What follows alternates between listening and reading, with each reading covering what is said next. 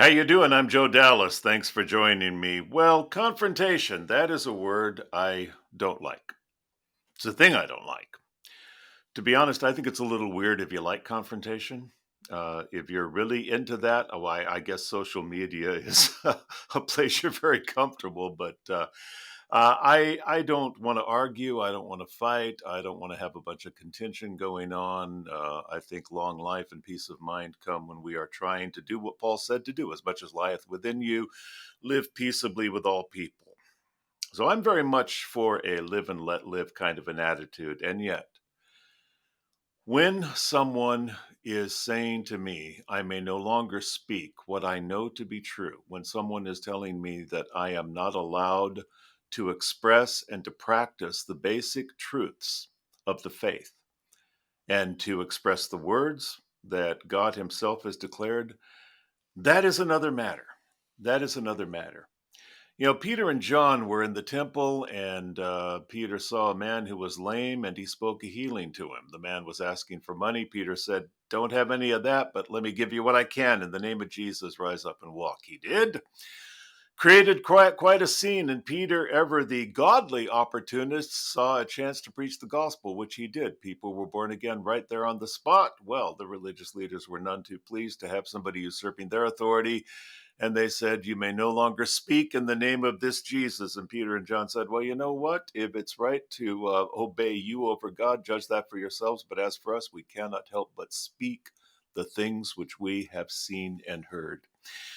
Jude mentioned that there is a place for godly contention when in Jude 3 he said, "Beloved, when I gave all diligence to write unto you of the common salvation, it was needful for me to write unto you and exhort you that you should earnestly contend for the faith which was once delivered unto the saints." Yeah, there is a place for godly contention. There is a place not only for speaking truth, but for at times also defending truth. That's when we make our apologia, our defense of the truth, which Paul so aptly made at different times in his ministry. And so it is today. Our guests have some firsthand experience in the area of contention and making an apologia. I'm looking forward to hearing what they have to say about all of this. Elizabeth Moaning is the co-founder of the Changed Movement. That's a ministry designed to highlight the stories of men and women whose journeys with Jesus drew them out of LGBTQ. She's a consultant to pastors and Christian leaders who are trying to establish connection with the LGBTQ community and to serve people in churches who struggle with sexual identity issues. She's got a master's degree in theology and lives with her husband, Doug, in Redding, California. Her articles and her essays can be found at the Changed Movement website. That's at changedmovement.com. She is also on staff with Bethel Church. Now, Ken Williams is the other co-founder of the Changed Movement. He also consults with pastors and leaders, equipping them to minister more effectively to people impacted by sexual issues. He's an author, he's a pastor, he's a husband, and a father of four. He's got a new book out called The Journey Out, and that can be found at thejourneyout.me, thejourneyout.me. Elizabeth, Ken, great seeing you again. So great being here. Great to see you. Thank you both for taking the time. Hey, in our last episode, we talked a little bit about your own journeys, which are remarkable. I was so blessed hearing about how God interrupted both of your lives, the way He's interrupted so many, mine included. But I want to talk to you about something in particular that hit home to me. A few years back, I felt some of that threat to that I think Peter and John felt to an extent when somebody said, "You may no longer do that." And that was when in my home state of California, a bill was being considered, seriously considered, which would have made what I do illegal. And when I realized that the government was actually beginning to say, "We are going to make you a criminal if you are counseling people who want to overcome homosexuality," I thought of my own life. I thought of me as a 29-year-old saying, "Lord, have mercy on me, a sinner. Where can I find some help?" I thought of the godly counseling I got and how that led me into my own process, which eventually led me into meeting my wife, into my marriage, into my fatherhood of two sons, into the work that God is giving me to do. And I thought, when God interrupts a life and turns a life around, it brings life. are we really just going to sit here and let somebody forbid life? Because that, in essence, is the way I interpreted what happened in this state. But you know all of this better than I do, because the two of you were hands-on frontline fighters in this, what I now would consider a pretty remarkable battle. Ken, you remember a few years back, both of you do, of course, California Assembly Bill 2943. Can you tell us what specifically that bill proposed and why you and Elizabeth were so involved in fighting it? Mm-hmm. It was addressing consumer fraud issues. So because the leadership that was proposing that bill is assuming that same-sex attraction is something that people are born with and it cannot change, then that would be fraudulent to suggest that people could.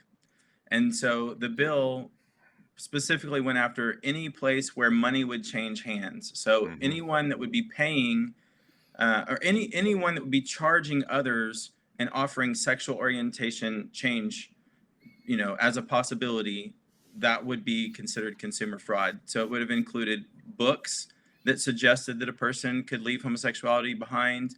It would be Christian conferences if they were, encouraging people to leave a homosexual life in deference to the directives of their faith. It would have included certainly counselors or someone like you, Joe.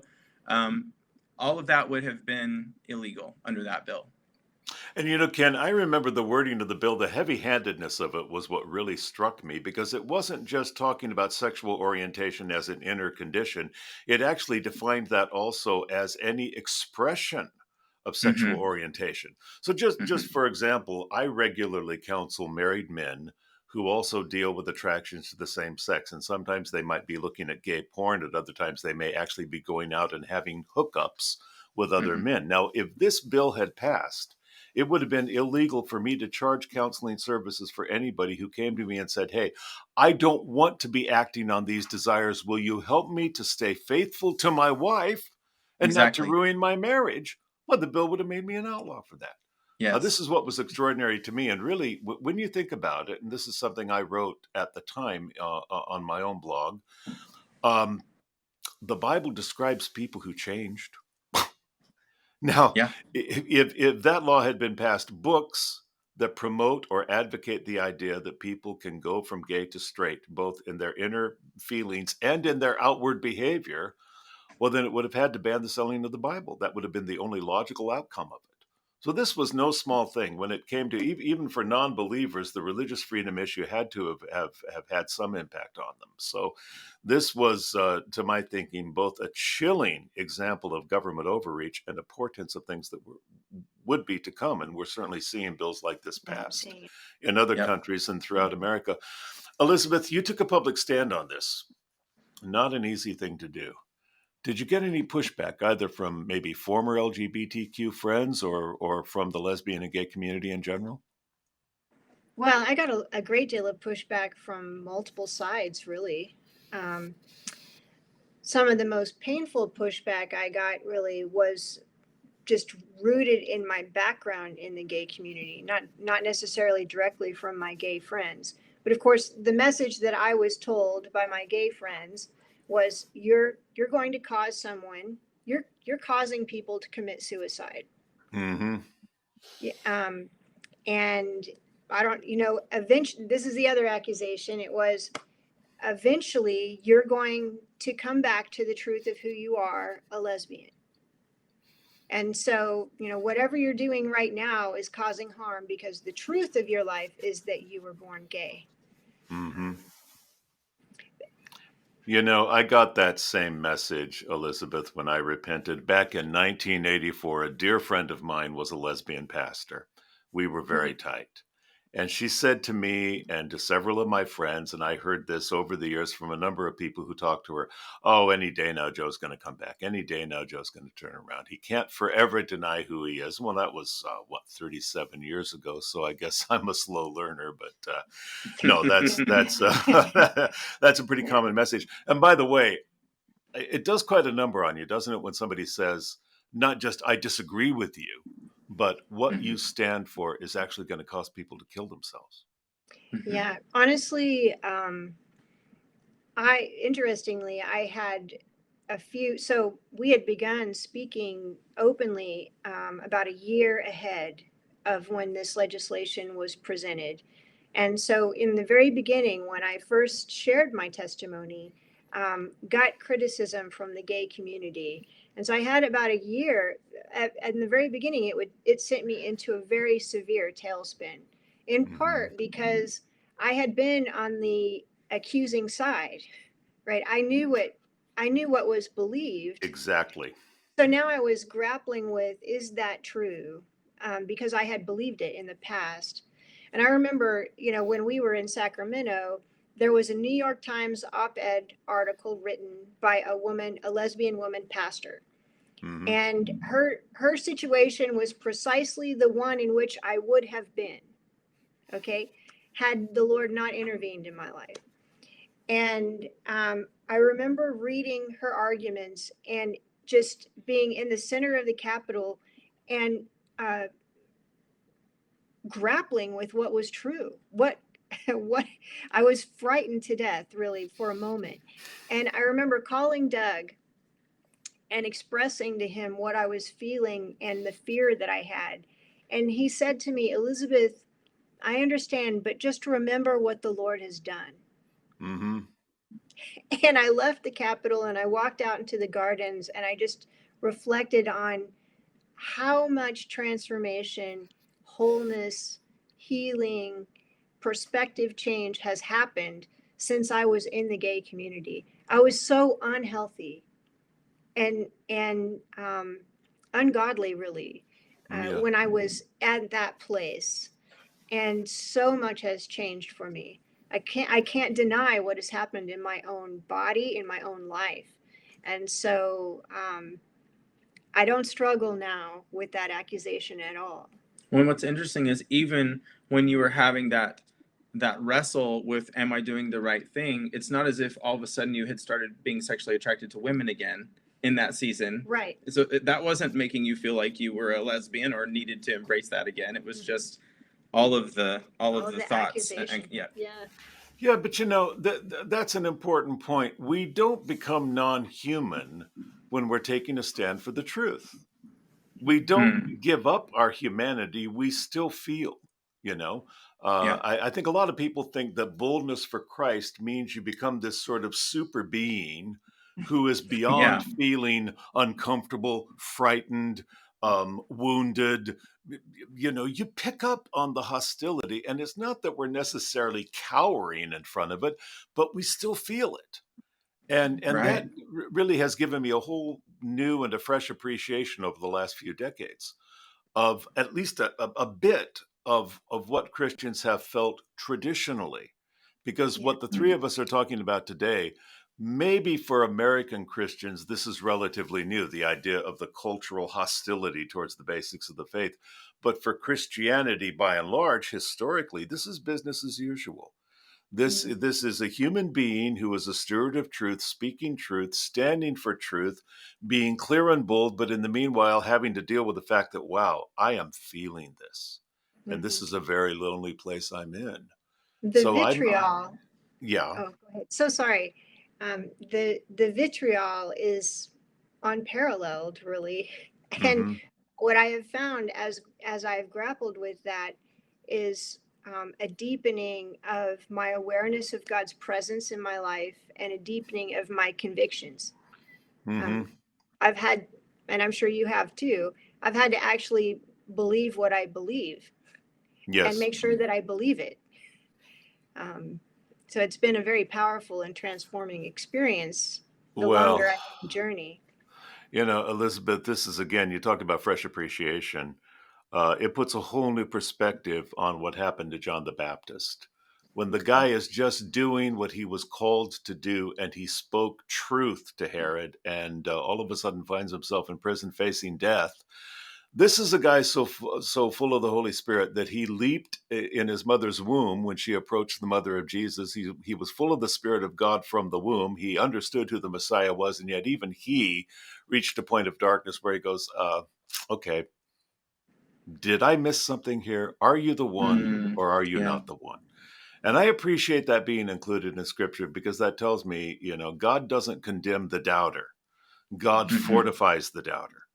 And I've needed that fortification, not only when I've kind of had to revisit where I stand, but also how I stand. And, the fact that I'm still human as I am taking a stand. But again, when we are taking that kind of a stand, we invite other people to take a stand with us. And in doing so, we invite other people to become vulnerable as we are becoming vulnerable.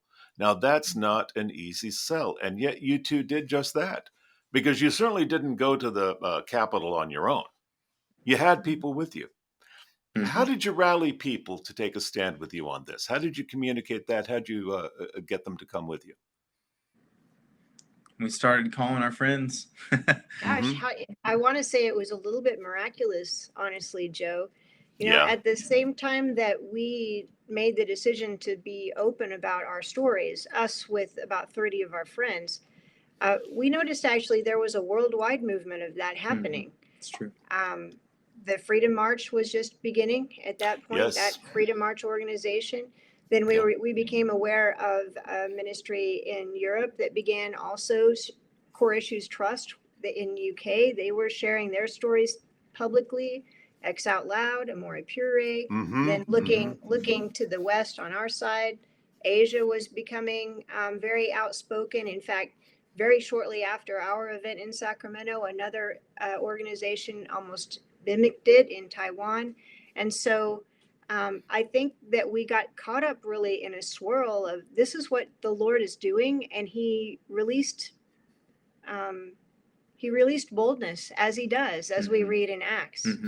Yeah, I would have, before I would testify, I mean, I would always go into it wrestling like, oh my gosh, what am I doing? This is crazy. Like, I have no idea whether there's going to be a car bomb under my car. Seriously, after the day after I testify or all of that. That wasn't far-fetched of you. Yeah, no, it really wasn't. And so all of those concerns, I have 4 kids, what is this going to mean for them? And they're young and all of that. And yet it was like everything in me was like, yes, like not everything in me, but there was so much momentum emotionally and spiritually to this is what I'm offering to you. You get to do this. And then it's like the Lord would just, it was like picking up breadcrumbs along a path. It was seriously, it felt like God gave us the dummies book, do this for dumb, because it would just be like, oh, and we need help with this. Like the person shows up and says, well, I do that. And it was just, he just laid it out for us, and we still had to step in, but he gave us the stones to throw and knew the ability to throw them. It was pretty interesting. Well, you're also speaking to something I think a lot of us go through, the Elijah syndrome. We take a stand and we feel like, oh my gosh, I must be the only person on earth who still will stand for truth. And of course, his complaint to God was, I alone am left here. And God said, no, Right. Reality check, kiddo, reality check. Yeah. I got a whole lot of people you haven't even seen who have not bowed the knee to Baal, which is exactly what you found out. There are people all over the world who weren't bowing the knee to Baal. Who'd have thought? Oh, And this to me is a real encouragement, because I have to remember regularly, don't be an idiot, kid. You are not the only person who knows the truth and believes the truth. There are plenty of people who do. You're not alone in this. Just keep plugging away at what you're supposed to do, which is exactly what you did. Now, here the two of you are. You're organizing some people, and you're doing it not as experienced community organizers, just as believers who know we have to take a stand. This is what God has called us to do. Tell us what the meetings were like. What did you say, and how was it received by state representatives? Well, we had our 3-minute share. So let me just describe the scene. So with the bill, AB 2943, there were a series of committee hearings that had to be engaged ahead of the floor vote in the Assembly, and then similarly then in the Senate. So there were two or three committee hearings in the least. Assembly and a couple in the Senate. And Mhm. to that, we came to be onlookers in the first hearing. And while we were there, the team that was leading the opposition, which included the California Family Council, but then several others, Ann Polk was there as part of the team, and Liberty Council, I think maybe even had been there, or Pacific Justice. Like, there was a large team of people that were trying to engage that, and we were just innocently there. And but we were invited to speak that first day at a press conference. And when they heard us speak, they invited us then to be the main witnesses in the subsequent committee hearing. And so Wow. in that committee, Ken was actually the one presenting, and we were each given 3 minutes, I think. Two minutes. You ended up getting 3, but yeah. Well, so the overall group, each side was given 7 minutes to present. Okay, so the opposition and the proponents of the bill, in their expert testimony, were given 7 minutes to present. And during that first committee hearing, the proponents of the bill went first, and it was a lawyer and another person who were testifying, and they went over the 7 minutes. And while that was happening, then the group of lawyers that we were among said they were allowed to go over 7 minutes. And so then they turned to me and said, "Elizabeth, would you also testify?"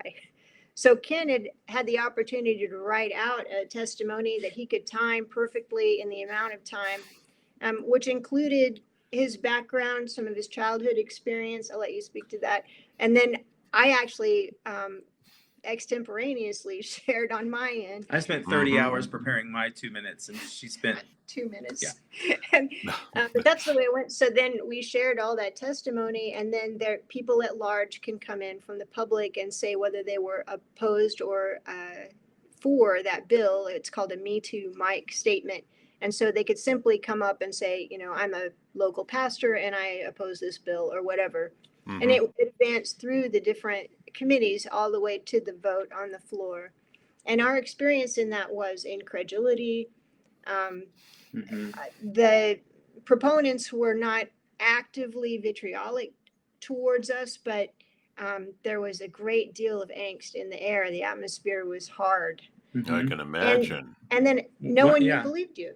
Right. One of the assembly women, so I share, this is just my story. This is what happened in my life. This is the resources that I availed myself to, which would be made illegal by this bill.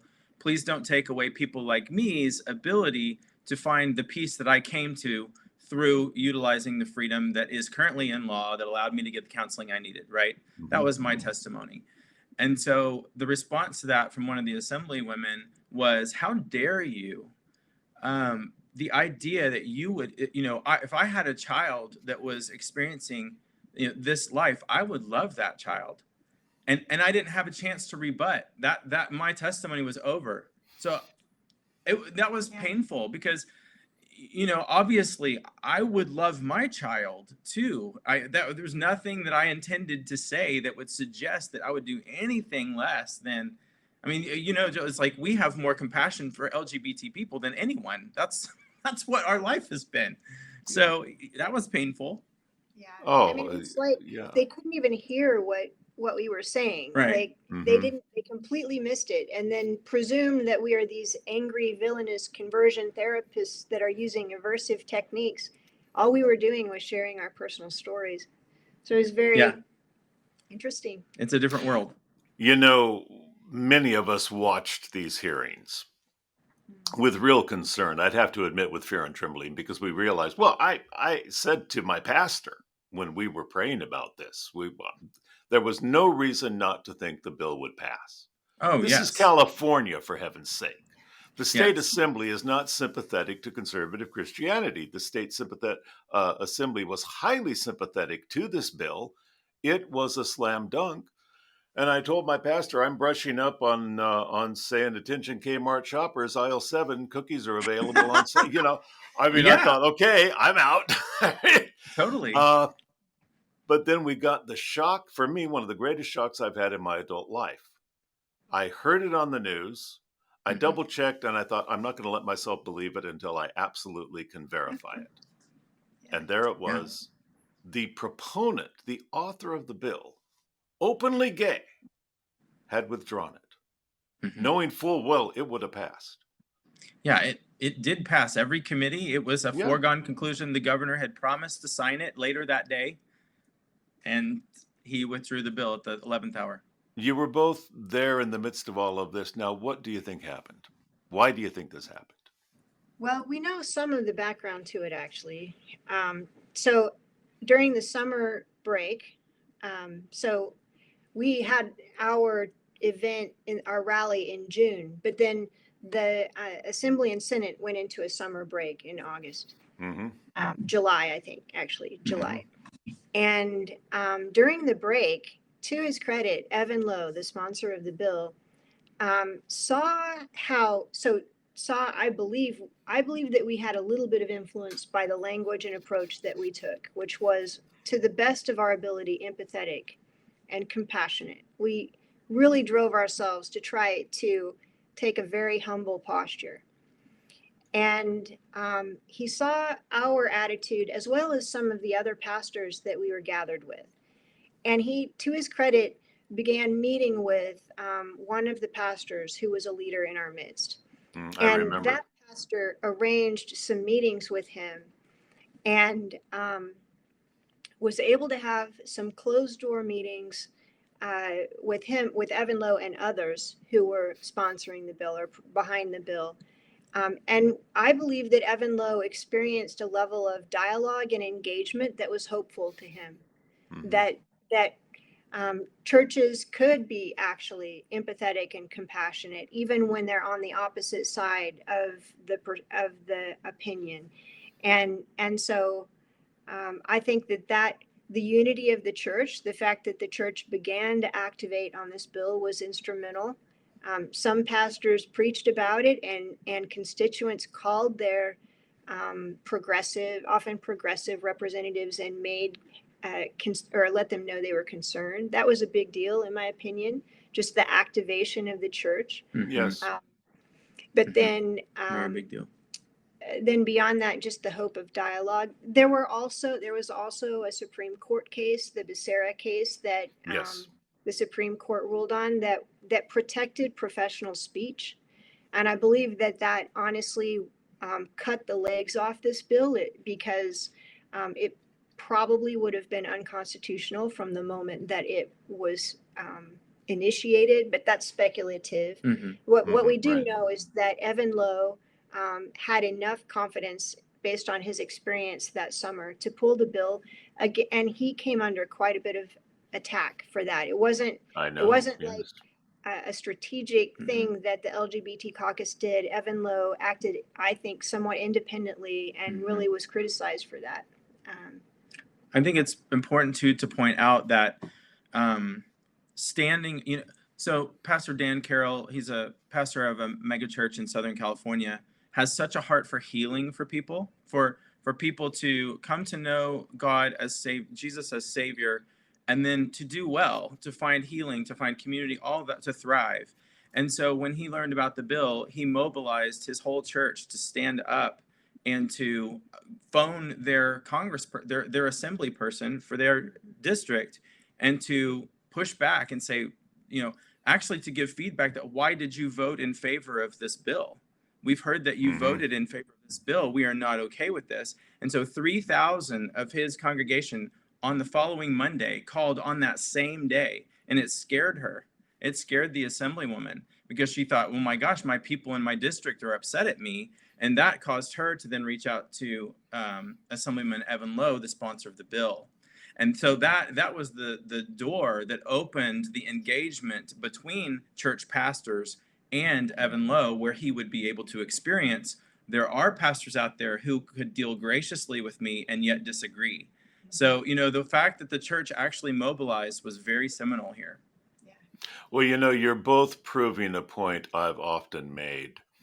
We are entrusted by God to do what we can.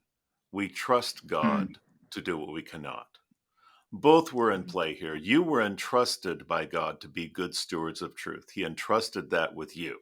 He entrusted you with your gifts, your voices, the opportunity, your sphere of influence. He basically, as you said, Ken, put the stone in your head and said, David, go out, sling that sucker, we'll see what happens. You couldn't have Yeah. changed anybody's mind, not in No. your own strength. None of us can. But what you did realize was we will be faithful, and then we will trust God for the results, which we clearly saw. This is especially significant today because worldwide we are seeing bills like this, bans like this really being passed in other nations and in the U.S. in different cities and different metropolitan areas. And there's no question to my thinking that this is the rallying cry of the current gay rights movement. It was same-sex marriage that was achieved. Now it's ban conversion therapy. And I believe what both of you have done is you've provided a very solemn warning to the church, but you've also provided real hope to the church because God has used both of you to display a combination of grace and power in the face of some overt hostility. And good grief, look at the results. Thank you for the willingness you showed. I dare say Christians in California owe both of you more of a debt than most Christians probably realize. There are people watching this who are going to want to get in touch with you. What's the best way to do it?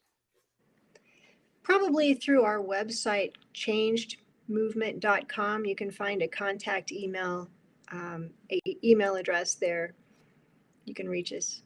changedmovement.com. You're available for consultation and also for speaking engagements. Am I right? Mm-hmm. Yes. Okay. Awesome. Hey, it is such a pleasure talking with both of you. We could have gone on for hours. I'd love to talk with you again, but thank you for taking the time, and God bless you in your work and in your ministry. I want to thank you for joining us as well. We are here every week on this podcast, Christians in a Cancel Culture. We'll see you next week. In the meantime, let's keep in mind what Paul said to Timothy about speaking the truth. The servant of the Lord must not strive, but be gentle to all, apt to teach, patient in meekness, instructing those who oppose themselves, if perhaps God will grant them repentance according to the acknowledging of the truth. Let's always remember, when it comes to speaking the truth, it is not just where you stand that counts. It is also how you stand. Great being with you. God bless.